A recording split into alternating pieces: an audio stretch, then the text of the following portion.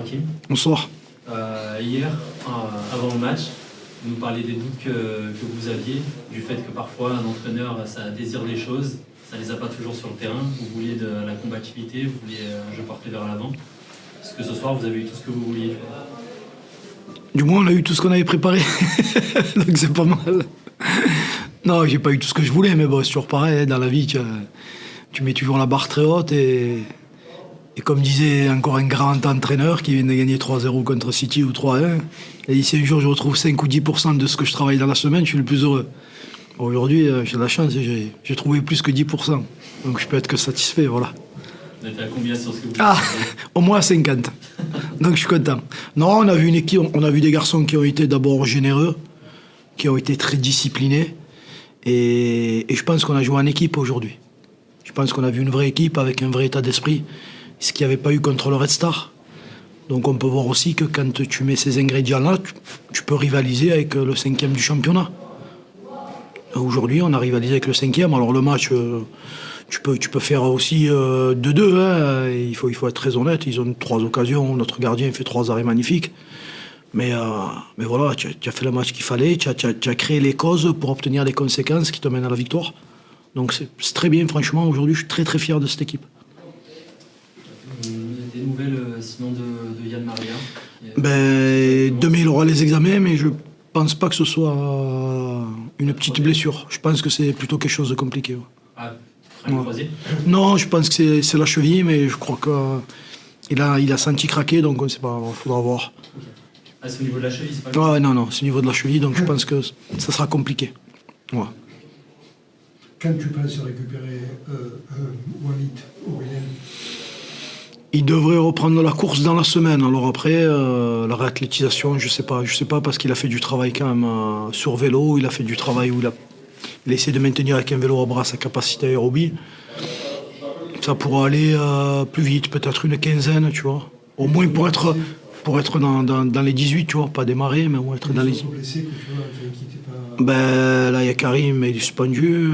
Après, on a Nathanaël qui avait un petit peu de fatigue. Aujourd'hui, début de semaine, il va reprendre l'entraînement. On devrait être au complet après ça. Il faut voir peut-être Steve Sauvé aussi, parce que ça n'a pas été simple pour lui sur la fin de match. Donc je pense que cette semaine, elle va être différente au niveau de la récup. Tu peux le récupérer Ouais, dans les 16 peut-être. Ouais, peut-être. Peut-être si le scénario optimiste il se produit dans les 16. Vous avez battu Dunkerque qui était bien classé, vous battez maintenant Annecy. Comment tu pourrais expliquer que vous avez de la réussite contre les gros et contre les adversaires qui sont un peu plus proches de vous au classement, c'est compliqué?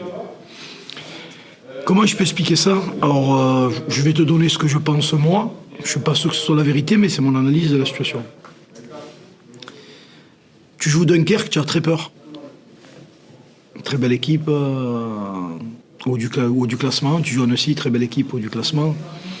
Donc tu es dans tous tes sens très concerné, très concentré, parce que tu sais que la moindre erreur, elle peut être fatale et ça peut vite tourner au vinaigre. Donc je pense que le premier élément, c'est celui-là pour moi. Bon, je ne te dis pas que c'est la vérité, c'est mon analyse personnelle. Deuxième élément, c'est le contexte créé après le Red Star. Après le Red Star, tu fais pas une bonne perf parce que le Red Star, tu penses que c'est à ta portée. Et tu mets pas les ingrédients. Tu vas avec facilité en pensant que c'est un adversaire qui est abordable. Et c'est encore une fois ce dont on a discuté en conférence de presse avec vous, la façon d'aborder les choses et l'état d'esprit que tu y mets. Aujourd'hui, elle a mis un état d'esprit qui correspond à la hauteur de l'adversaire. Donc, tu fais ta partie, jeu égal, tu peux mener 2-0, comme tu peux en prendre un ou deux, mais bon, si tu fais match nul, il n'y a rien à dire. Aujourd'hui, tu gagnes, c'est très bien, mais tu es à la hauteur dans les débats. Au Red Star, tu mets rien. Parce que tu crois simplement que, comme ils sont pas loin, tu vas t'en sortir facilement. Et c'est la plus grosse erreur. Et aujourd'hui, si ça ne nous sert pas de leçon pour comprendre que qui que ce soit que tu joues, tu dois avoir les mêmes éléments qui te permettent de produire une bonne partie qu'on a mis aujourd'hui en place, de la rigueur, de l'intensité, de la générosité, de l'énergie, du jeu vers l'avant, tu auras le même problème que tu as rencontré contre le Red Star. Ce match vous fait revenir à 4 points de la place de barragiste, il vous redonne un peu espoir pour la suite de la saison? Ouais, j'ai vu que tout le monde avait perdu, mais en fait, nous, on doit gagner. Aujourd'hui, on revient, mais on en avait parlé pareil. Le championnat, il est fluctuant. Moi, ce que je regarde encore une fois, je te le répète, c'est que tu dois prendre un point au Red Star. Si tu prends ce point, tu as 3 points. Et je pense qu'entre 3, tu dois prendre un point. Il te manque 2 points dans l'escarcelle. Si tu as ces 2 points, tu n'es pas à 4 points, tu as 2 points. Parce qu'on n'a pas fait ce qu'il fallait. Mais aujourd'hui, on ne peut pas regarder les autres. Nous, on doit prendre des points. Et à la fin, suivant comment va bouger le championnat, tu seras barragiste ou pas, ou tu seras premier non relégable. Mais on ne peut pas focaliser sur les autres. On ne peut pas. Nous, on a engrangé des points, avancé. Aujourd'hui, on a 4 points, c'est très bien. Peut-être que la semaine prochaine, on perd, les autres ils gagnent, tu repasses à 7 points. On ne peut pas rentrer dans ces scénarios. Nous, on n'en a qu'un. C'est prendre le maximum de points sur les 10 dernières journées qui restent. Là, c'était sur les 11. Là, sur les 10. On a pris 9 points sur 5 matchs. C'est pas trop mal. Ça fait presque 2 points par match. C'est un rythme assez élevé de points. Hein. Parce qu'on ne réalise pas, mais bon, 9 points, ça fait... En 5 matchs, ça fait 1,8.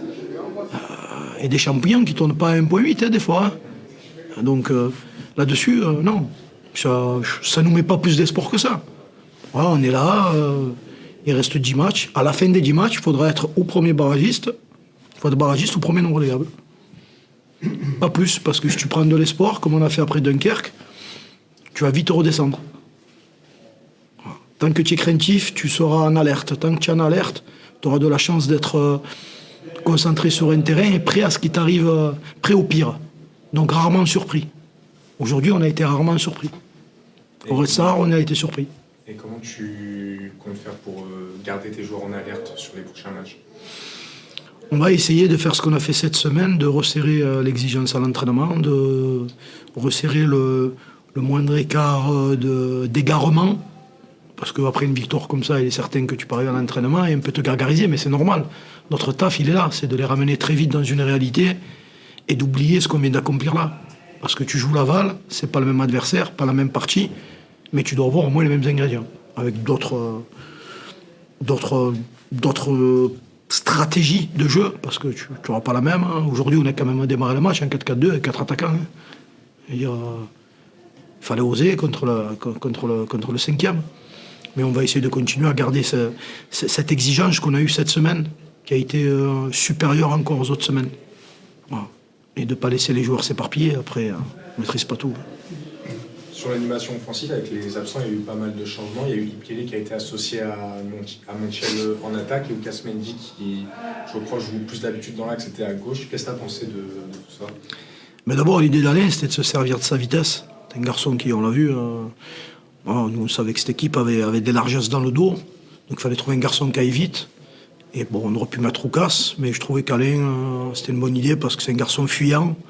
Et eux, ils ont des défenseurs avec des défenseurs de duel. Donc c'était plus intéressant d'avoir Alain à l'intérieur. Et deuxièmement, Roukas a un volume de travail plus important qu'Alain dans le couloir. Permettait à un moment de te sécuriser dans le couloir sur le volume. Donc c'est pour ça qu'ils ont démarré comme ça.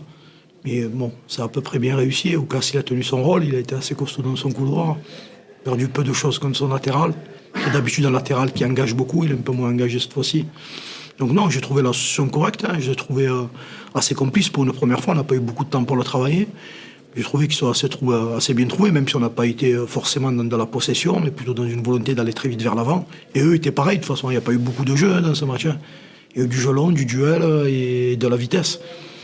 Ça a été pas mal, je trouve que ça a été pas mal. Je trouve qu'ils ont pris du plaisir, donc c'est bien.